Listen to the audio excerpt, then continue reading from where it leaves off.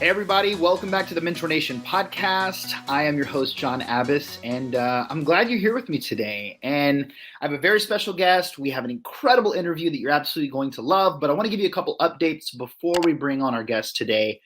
First, there's going to be a lot of changes with the podcast. I've made a decision to really start to fine-tune and amp up the podcast and just make it better all around. I'm going to start with a different intro. I've migrated everything from Zoom over to StreamYard. This is actually my first introduction where I'm using StreamYard to record everything rather than Zoom. You know, it's crazy. It's not like, it doesn't seem like a big change, but when you're really set in your ways for 2 years, even the smallest change can seem huge.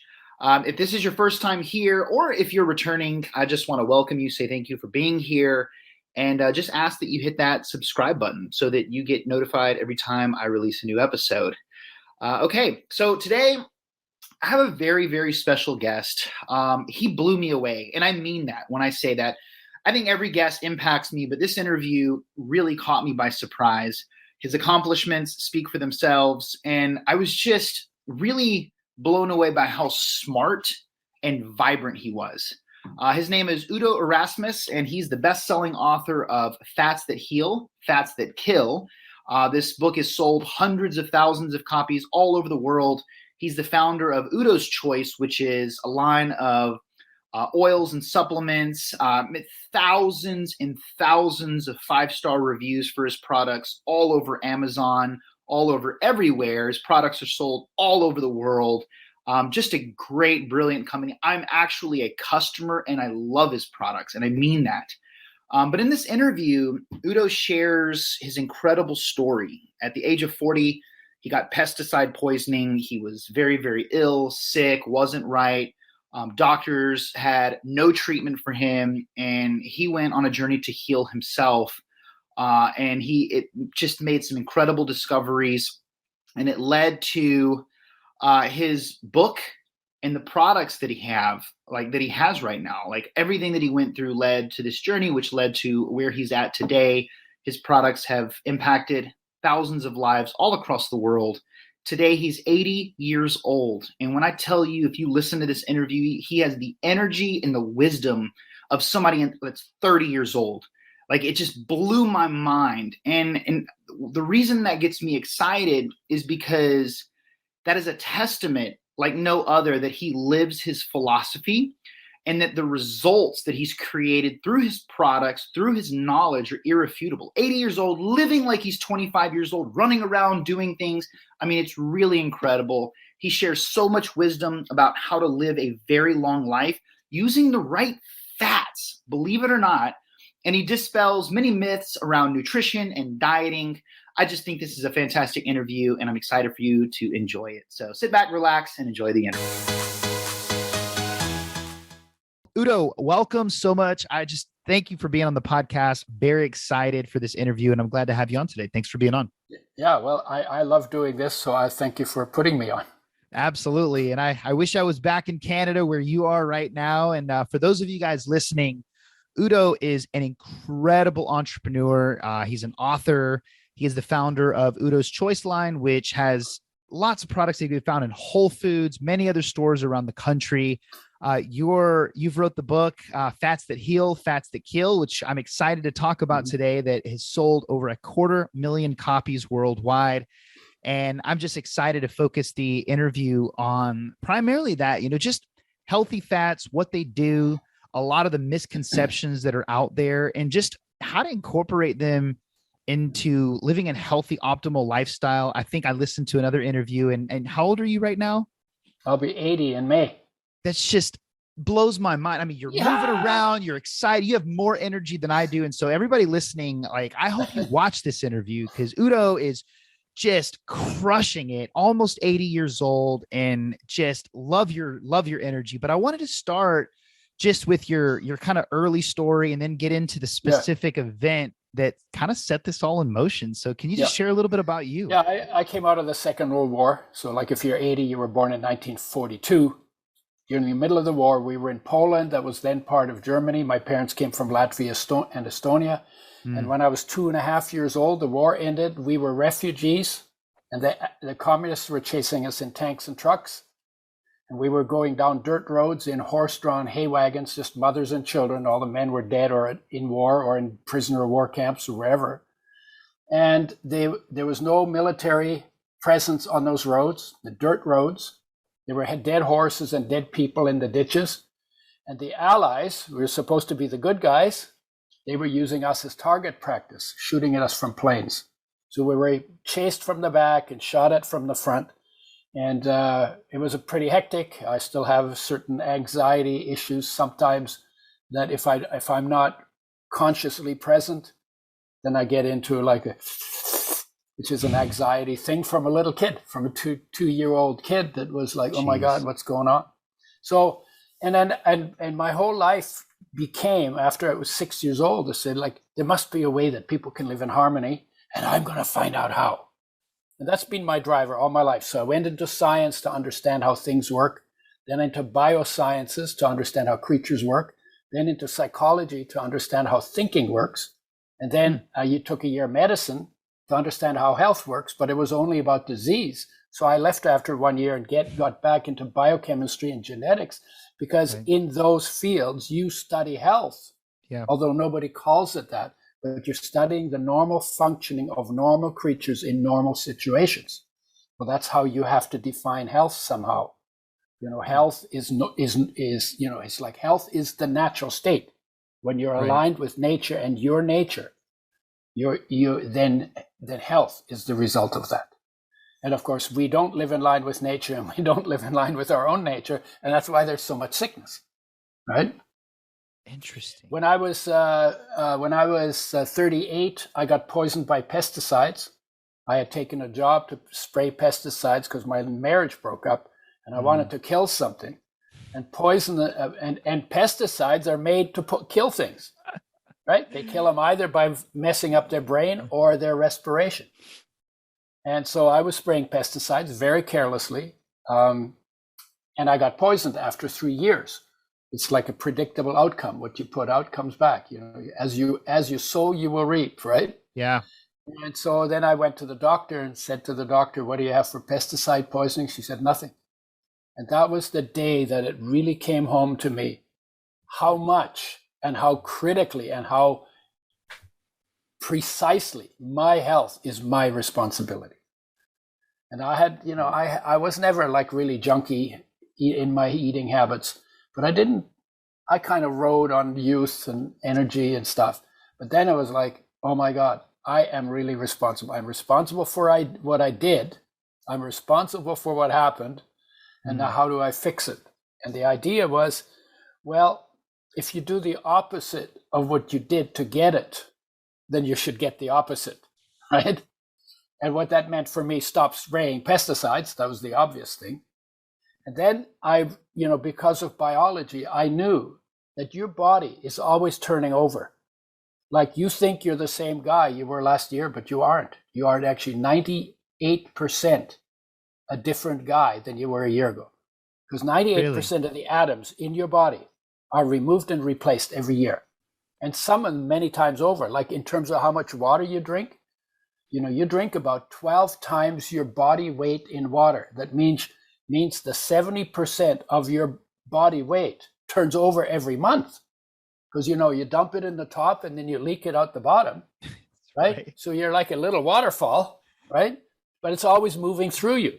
Yeah. But that's also true. The air is always moving through you. The oxygen is always moving through you, right? Comes in as oxygen, turns into carbon dioxide, gets taken out.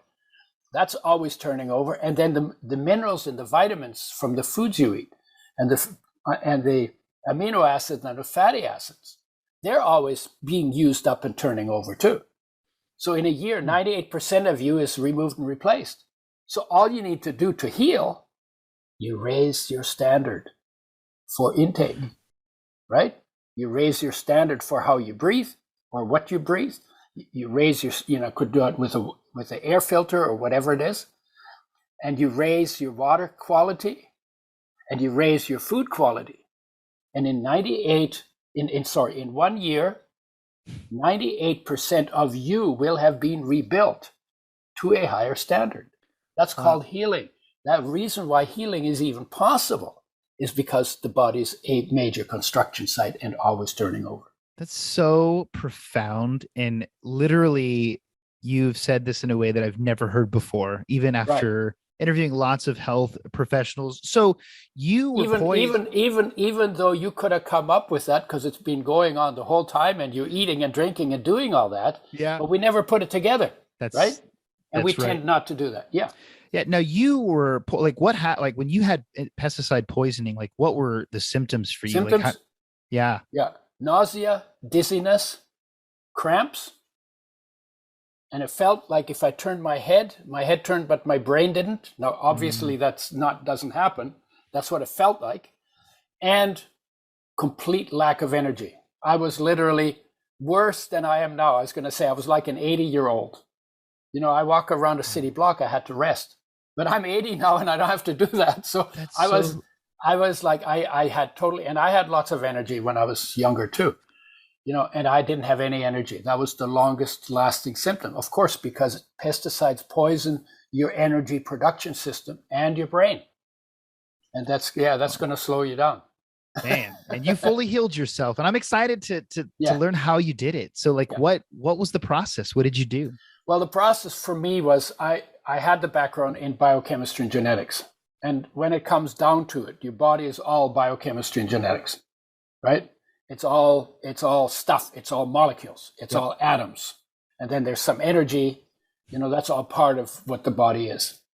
And so I started studying in the research literature, the science on health and nutrition and disease and nutrition.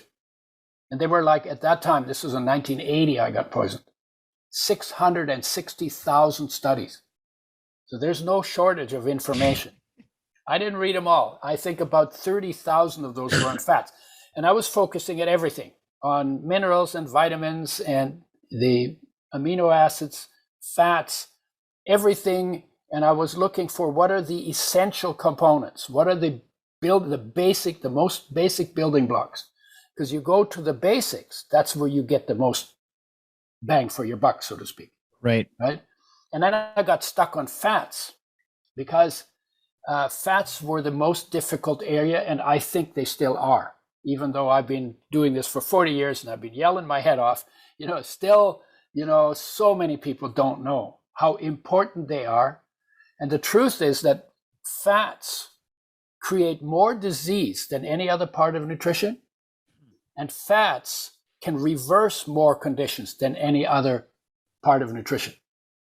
And the reason for that is because out of fats, you have to get two substances that are essential nutrients. And essential, when we talk about nutrients, has a very specific definition that comes from research. This is not fake research, and this is not research with agenda. This is pure research. What are the molecules and atoms that are essential for life and for health? And they're defined this way. And a nutrient is essential if you have to bring it in from outside because you can't make it in your body, but you have to have it to live and be healthy. So these are like building blocks, right? Right. Second part of that definition is if you don't get enough, you cannot stay healthy. Your health will deteriorate. You will get deficiency symptoms that are characteristic of whatever it is that's missing. Those deficiency symptoms are degenerative in nature, which means your body falls apart gradually. The symptoms get worse with time, and if you don't get enough long enough, you die. These are like really important. This is really important stuff. Yeah. Okay?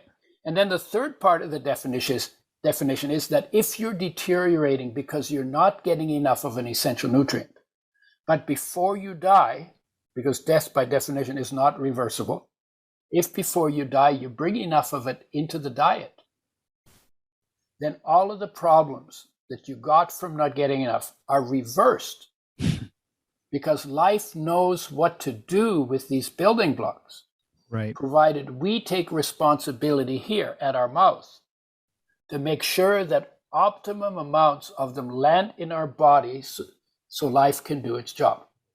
Now, life knows how to do the job. We're only responsible for making sure the building blocks land. And once we swallow, we're not in charge anymore. Then just predictable things happen with what we've given life to work with.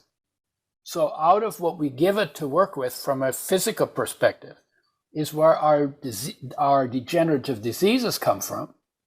And it's also where our healing comes from. And only for healing, you got to put in different stuff than for getting sick, right? You do the wrong thing, you get sick. You do the right thing, you get healthy. So that's what essential nutrients means. And there are 42 of them, 18 minerals, 13 vitamins. Everybody knows about minerals and vitamins. 9 essential amino acids from proteins, and 2 essential fatty acids that come from fats. And they are called omega-3 and omega-6. Mm-hmm. Omega-6 has been known to be essential since 1929. Omega-3 was established as essential in 1981, the year after I got poisoned. The timing was so good. Yeah. I was not in charge of it. I was stupid. I got poisoned. But in terms of the universe, it was like, amazing, right? So what I found out in 1981, I was going through the research. There were a couple of things. One is that omega-3 is the most widespread essential nutrient deficiency of our time. 99% of the population gets less omega-3s than they need for optimum health. Every cell needs them. Every cell needs them. They are a nightmare to work with because they have 3 double bonds that makes them chemically very sensitive to destruction by light, by oxygen, and by heat. And when I found that out, I went off like a firecracker, because I was like, okay, they're easily damaged. They have to be made with health in mind. They're not being made with health in mind. We should make oils with health in mind, and nobody was doing it. So I said, I'm going to do it, because I knew what the issues were. It was new. It was like really fresh. And my thought was, if we could make omega-3s with health in mind, like not damaged, and so they retain their health benefits, and we could bring them back to the population, my God, we could help almost everybody. And that was the light up. Like, and you created a $1 billion industry from this, and I'm excited to have you talk about that. Yeah. So it was like, oh my God, we could help so many people. And you know what? The thought about money would not once cross my mind. Right. There is something in human beings that when we can help improve quality of life, it's built into us. When we can improve quality of life, there's something that feels really right and really good about it. And that, because it feels so good, and there's no doubt about it. You know, helping an old lady across the street, you know, you're not troubled by doubts about, but what? But it's not like that. That's you just do it, and it feels good, and you don't need to thank you, and you help her across the street, and you go on, and you don't even nothing, no big conversation. Yep. But it feels like you did the right thing, right? Even in gangs, even in places where people are doing bad crimes, it's when they help each other, their boundaries of helpfulness are smaller. Right. But when they help each other, it feels good, and it's part of the reason why they hang together. Something about helping just feels good.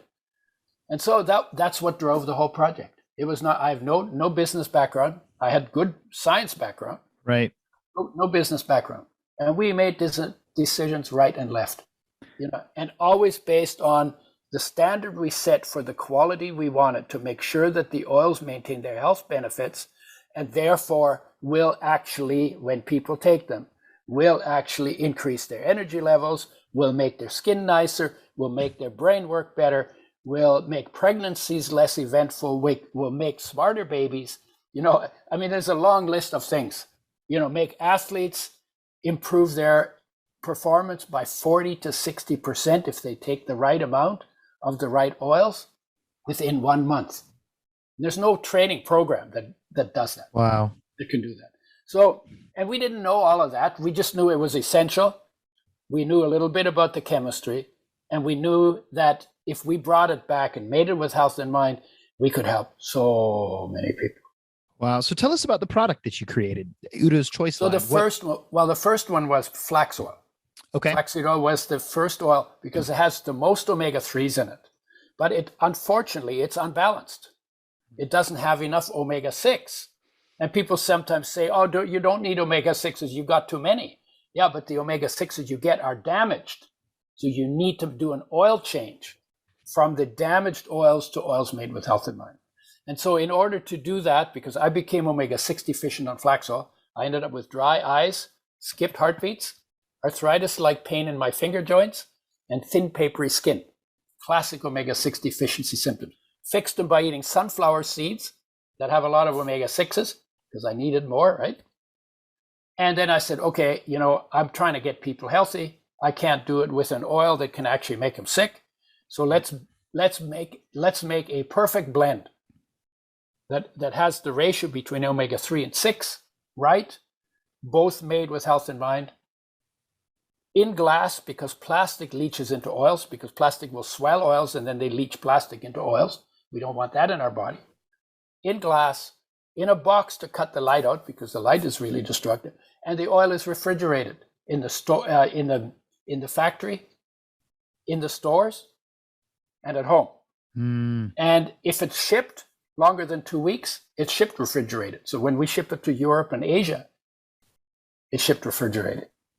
Now, who does that with oils? Nobody does that with oils. Nobody does that with oils. They do it with steaks and they do it with ice cream, but they don't do it with oils.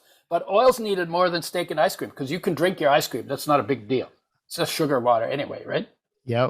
Sugar water with a little cream in it, right? But for some reason, people never wanted to do with oils, even though oils need the most care, and we give them the least care because we fry them. That's exactly right.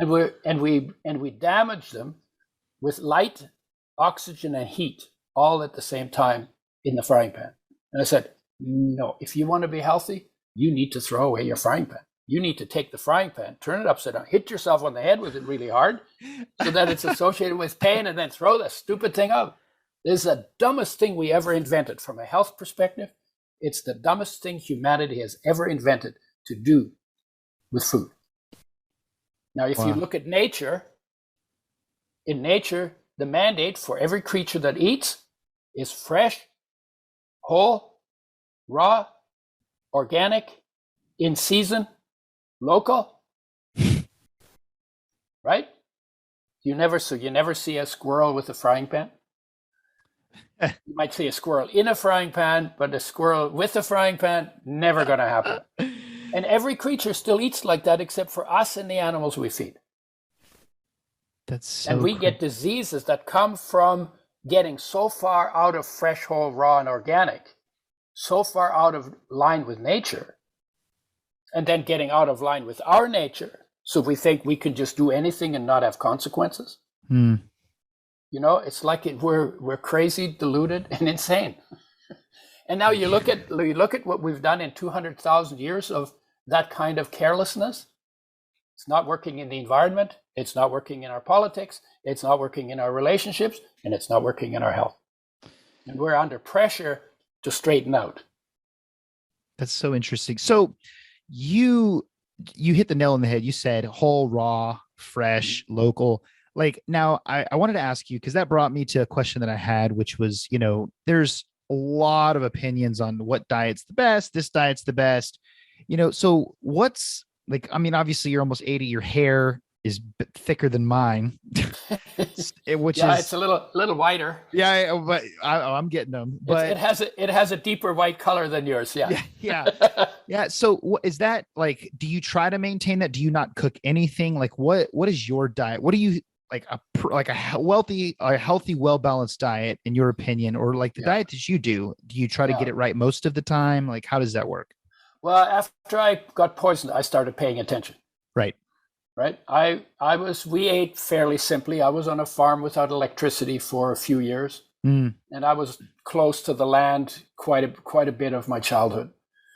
And so we ate fairly simply. We didn't eat fancy, we didn't eat all the Twinkies and all the garbage that fills the store, except for the periphery of it, right? Yep. So we ate fairly simple, and we worked physically pretty hard as well. Those are two good things for staying healthy.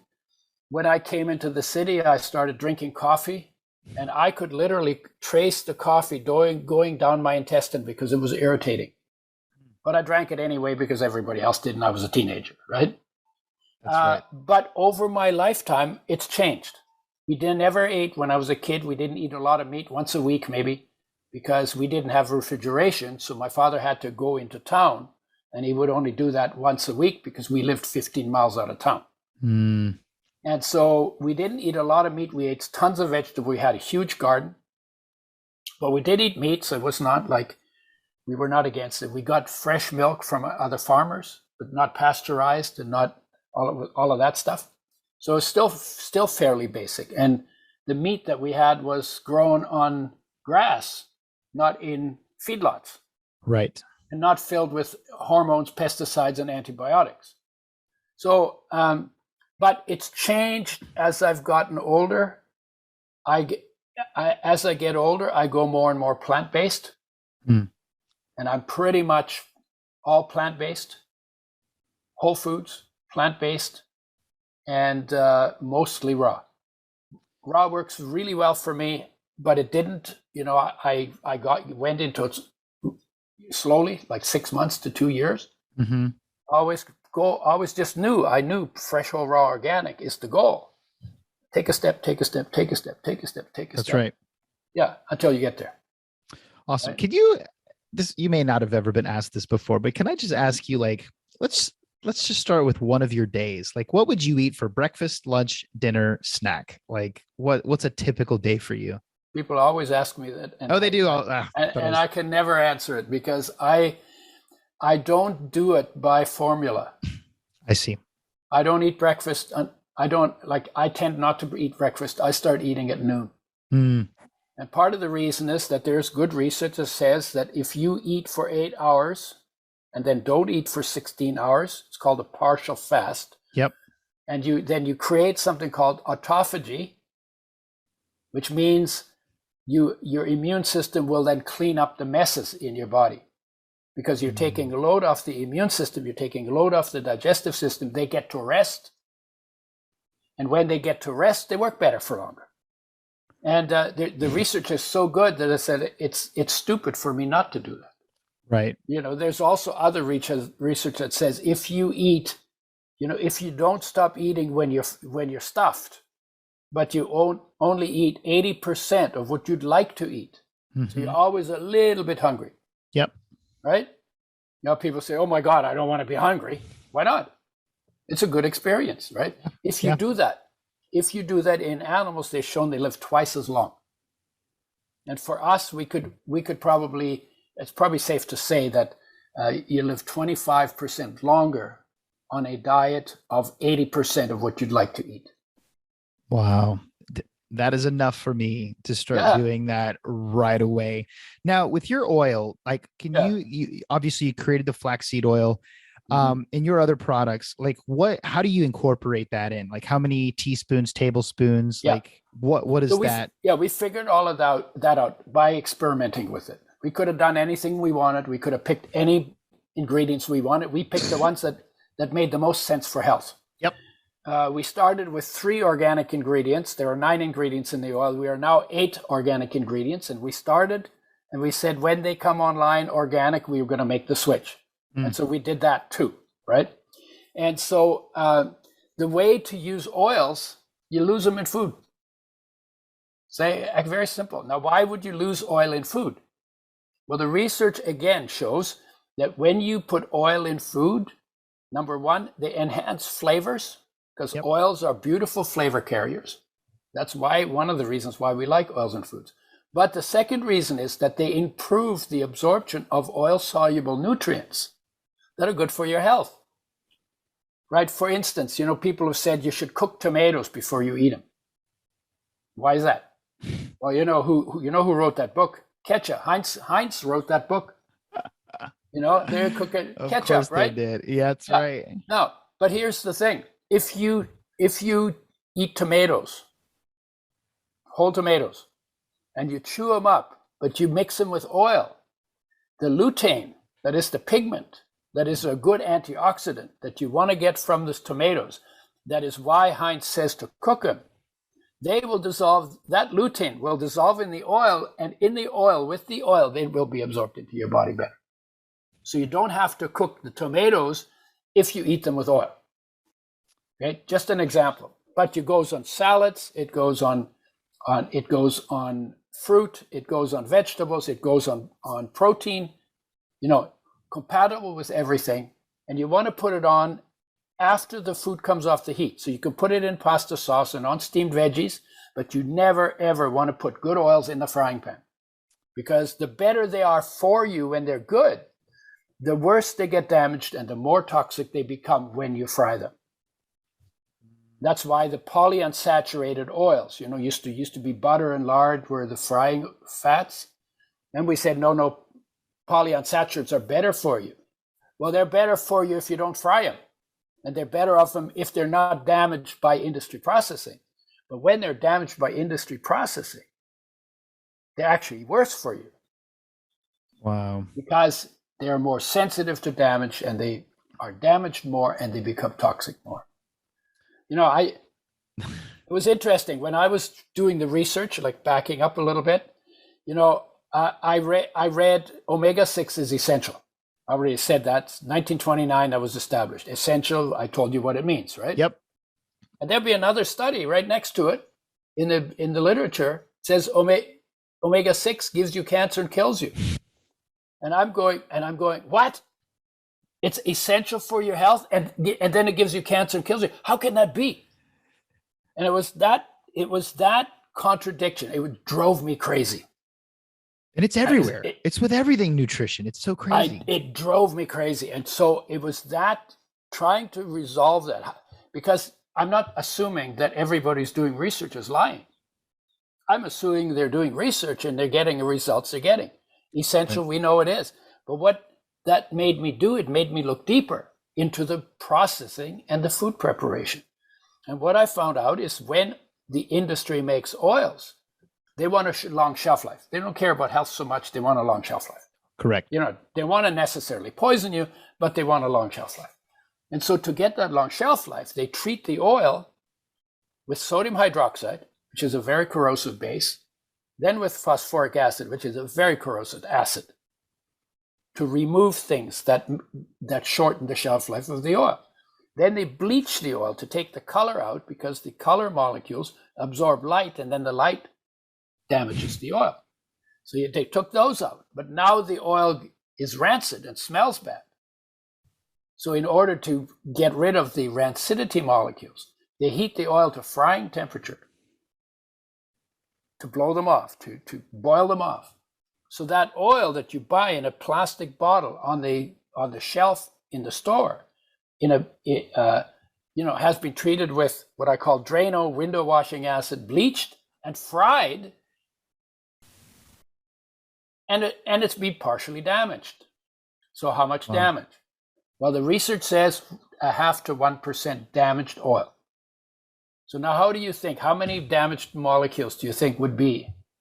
So what I did is I talked to the American Oil Chemist Society. They're the umbrella organization of the oil industry in Champaign, Illinois. And I called them up and I said, I'd like to talk to a researcher. So they said, okay. They brought the researcher on the oil. He didn't know what was coming.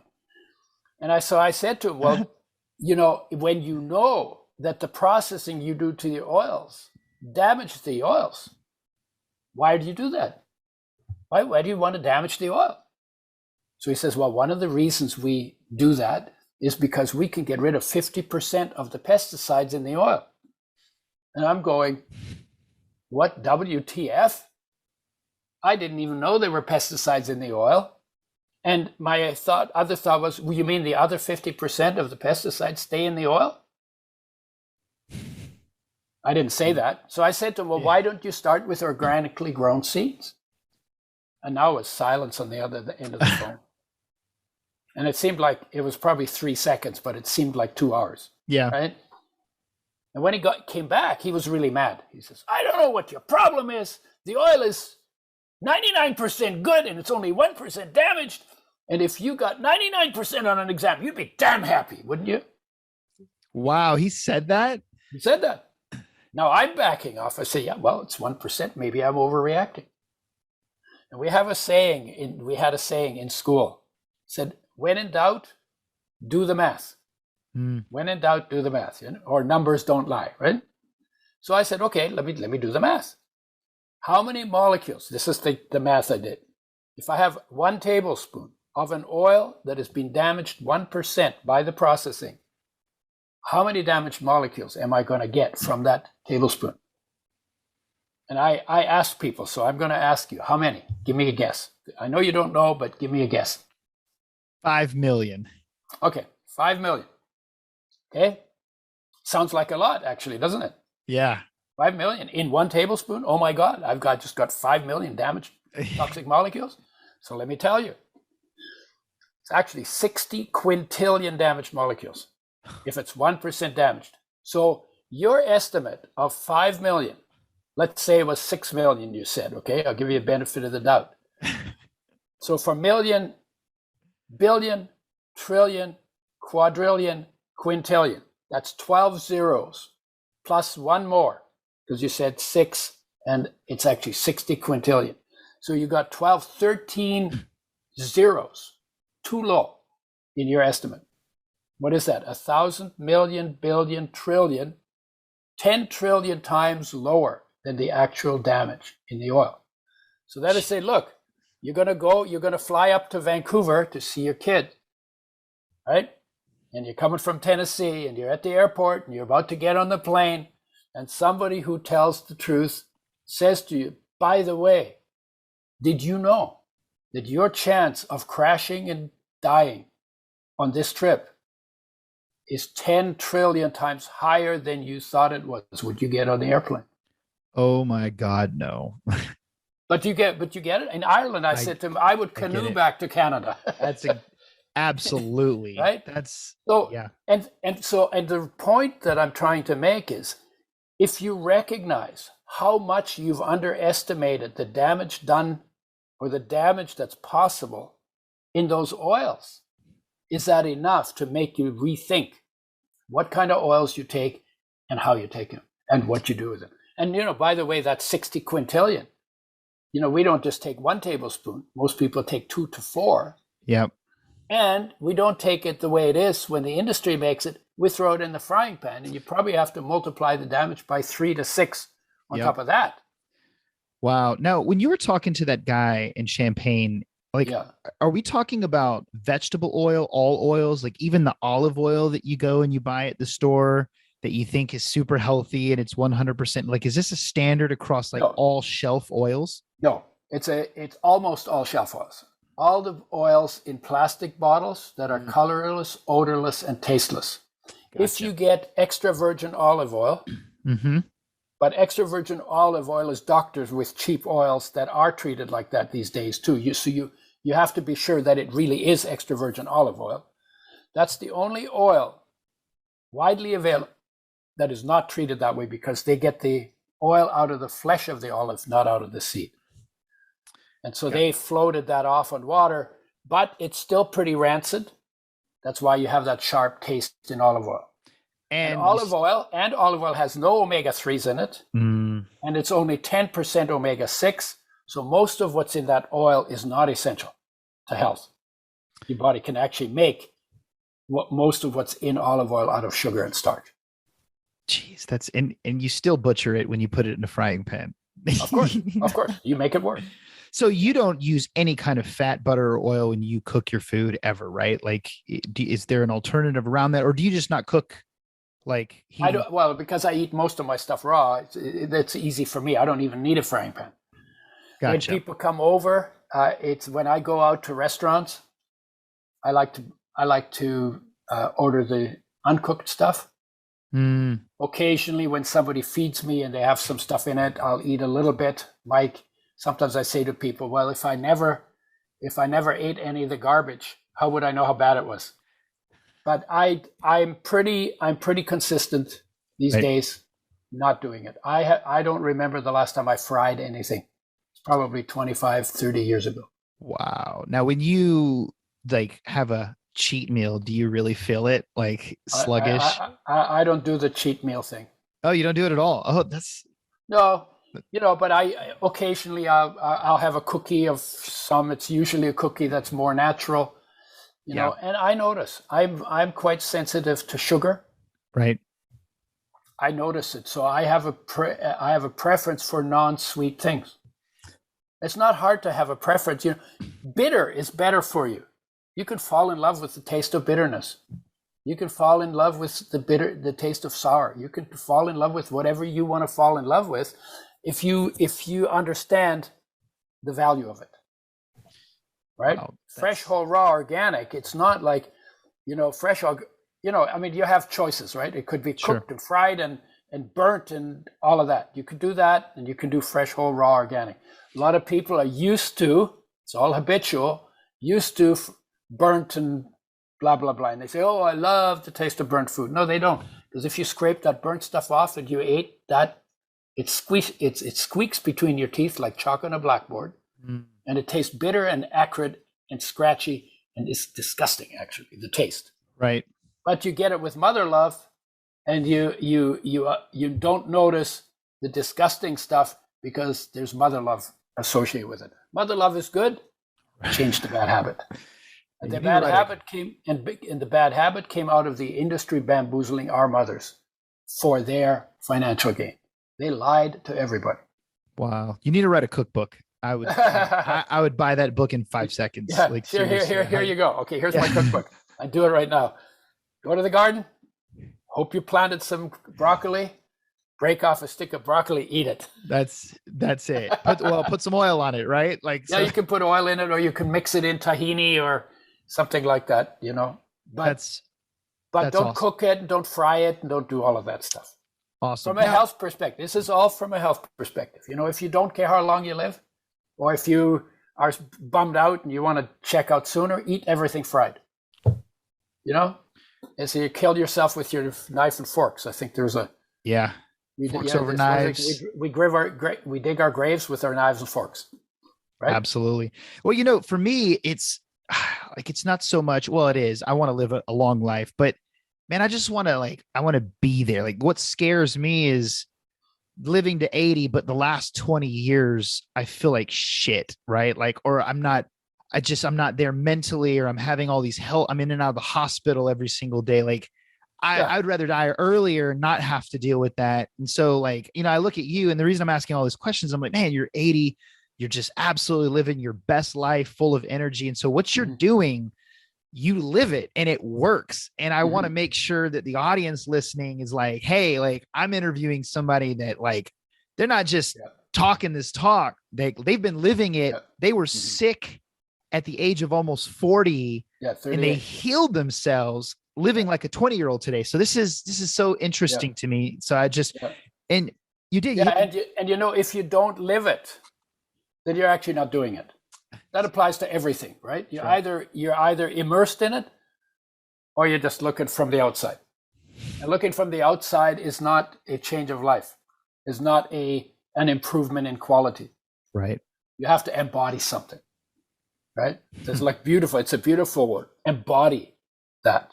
And what do you want to embody? Well, you want to embody the magnificence, the awesomeness of being alive. Because we get that for 100 years if we're lucky. And after that, we weren't there for 4.5 billion, 14 billion years. We weren't there. That's right. Now we get 100 year. Then we're going to be gone for however long that continues. That's right. Here you are right now. And what is the most incredible thing for you to do is to be fully present in all of your being and your incredibly surroundings for the time that you have on this planet. That's amazing. You were given this as a gift to enjoy. Right. And it's not selfish to enjoy it, because nobody else can enjoy it for you. So if you don't enjoy the gift you were personally given by life, by the universe, by God, by nature, whatever you call that, if you're not enjoying it, it's a wasted gift. It's so true. Why would you not want to enjoy your time? Absolutely. Now, in our last little bit of time together, I want to transition because you do a lot more than just create a health product and create oils. Like, you have helped a lot of people with everything, like all around. You have a lot of wisdom, and you've helped people everything from mental, spiritual, just awareness, presence. I just wanted to have you share a little bit about some of the other work that you do with people other than just creating products that change lives and help people become healthier, if you don't mind. Yeah, I work with digestion as well. So I work with digestive enzymes and probiotics, which is the second most neglected area after digestion. Is the second most neglected area after oils. And all of that stuff you can find at udoschoice.com, udoschoice.com, right? Perfect. I'll put that in the show notes. Yeah. Right. And so, but as I've gone along, I've said, okay, I understand the fats area. Okay, what's next? Digestion. Okay, what's next? One of the things I found consistently, people went to everybody. They were interested in health. They wrote copious notes on every expert that came through their town. They knew more about nutrition and health than I did. They'd write notes on all my stuff, and they wouldn't put it in practice. They wouldn't embody it, right? They wouldn't put it in practice. So I started thinking about, why is that? And the conclusion I came to is that they're not inspired. Because when you get inspired, it frees energy and gets you out of your habitual ruts. And when you have lots of energy, making changes is relatively easy. When you are not inspired, then you're heading towards depression. And if you get depressed enough, you'll actually destroy your body because you can't stand being alive anymore. How do you stay inspired? Okay. Yeah. So inspiration is the shine of your life into the world. So the inspiration is not something you figure out in your head or you follow a formula to get to. It's already part of your being. Inspiration, like high energy, right? Being excited, being enthusiastic, that's part of your state of being. So all you have to do is bring your awareness from outside, where it's usually roaming around, look at this and look at that, and that's a survival thing. Yep. Or your head, think, blah, blah, blah, blah, blah, all of that. You bring it from there, and there you bring it a little deeper inside into the space that your body occupies, and feel the energy, feel what there is to feel there, see what there is to see inside of you. Listen to what there is to hear inside of you. Because what you're doing is monitoring energy. Senses monitor energy on the outside. Now learn to make your senses monitor energy on the inside. So that gets you in touch with life. What is life? Life is energy that is formless and indestructible. It is actually the essence of your being. It is actually solar energy that went through green plants, that where the solar energy got stored in the bonds between atoms to make molecules. Some of those are your food. You eat them, you absorb them. In your cells, you break them down. That solar energy is released. That's your life energy. So when it's inside your body, we call it life energy. When it's on the outside, we call it solar energy, right?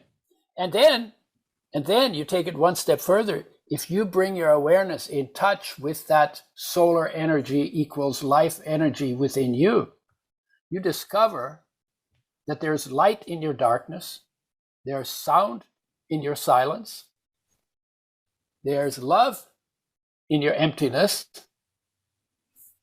and that those experiences are the experiences that the masters spoke about when they said the kingdom of heaven is within you, your fulfillment is within you. If you go to that depth, you find out there has never ever been anything wrong with you, because that life energy is unconditional love. Loves your body unconditionally. By the way, I am come not to judge, but to love, is that energies, that masters, that solar energies, that life energies message to your body. And it's the master's message to the world. I am come not to judge, but to love. And it's only real when you experience it. Right. But just look at it, think about it. Think of it like, I'll take me as an example. I went through the war. I was freaked out like a little kid. I was really shy. I was very nervous, anxious, all of that. And the whole time while the bullets were flying from the airplanes, the Allied airplanes, or the bombs were blowing up behind us, or the gunfire or wherever it was, while all of that was going on, life, energy, took perfect care of me. I was freaked out of my head. Right. And at the same time, I was perfectly cared for. But I didn't give that any attention. I gave attention to all the outside stuff. And when I was like 26 years old, one day I was sitting in the sunshine, just doing nothing. And I said, wow, something has cared for me perfectly all these years. I'm still bitching about the war that ended 24 years ago. That's right. I'm still bitching about it. And here's something taking perfect care of me the whole time. And I have never acknowledged it. I have never become close with it. I've never made friends with it. Well, maybe I should. Yeah. Because it's been awfully good for me, right? And then I began slowly to get to a stillness practice. So every day now, I tap into that. Why? Because that's where my wholeness lives. That's where my energy is. That's where my inspiration is. That's where my wisdom comes from. That's where the insights are. You go there, it's all clear. There's a clarity inside of human beings that is astounding. Yeah. But hardly any human beings go there to pull out that astounding wisdom. Do you do that through meditation, or do you? I call it self-knowledge.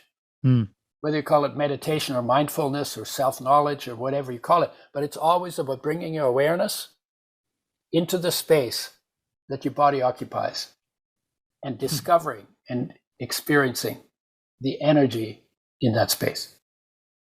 Because that's more you than your body is. When your body goes, that energy goes elsewhere, but that energy doesn't all of a sudden disappear. You just leave your body. You call it your body, by the way, right? If I say, whose body is that? It's my body.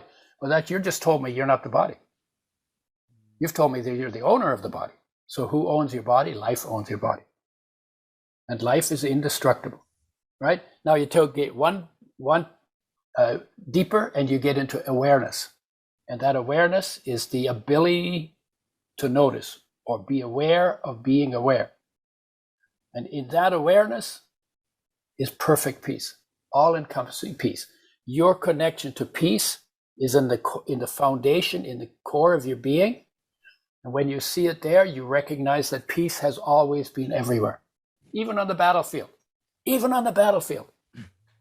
Because the peace is inside the warriors, it's between the warriors, it's around the warriors, it's above the warriors, below the warriors.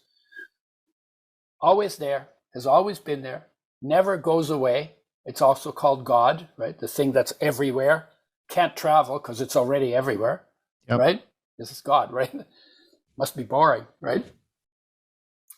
But it's everywhere, inside everything, outside of everything. And that peace has always been there.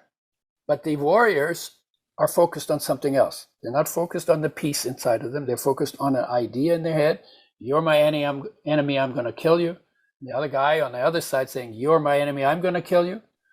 If both of those people went to the peace in their own being, they would probably put out their guns and say, how can we make life better for each other and everybody else? It's built into us. Unconditional love is built into us. Wow. Unconditional peace is built into every human being.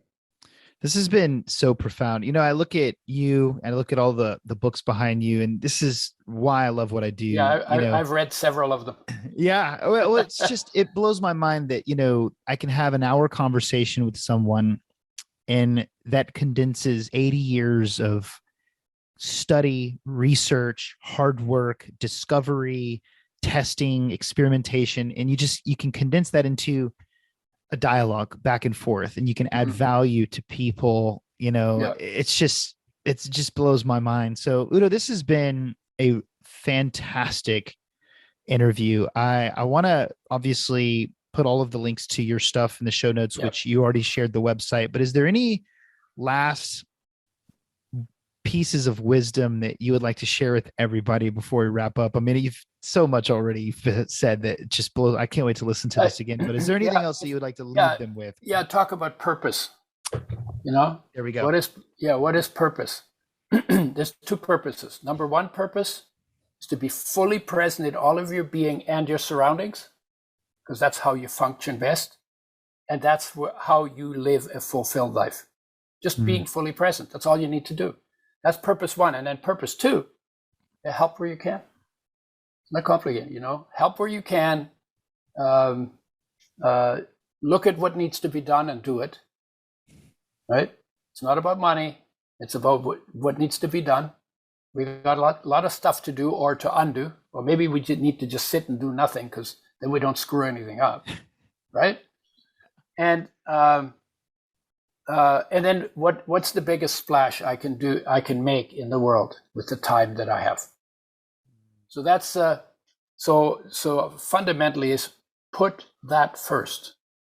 Put the first purpose first, because when you're fully present in all of your being, you have access to all of the talents that you can bring to bear on the world.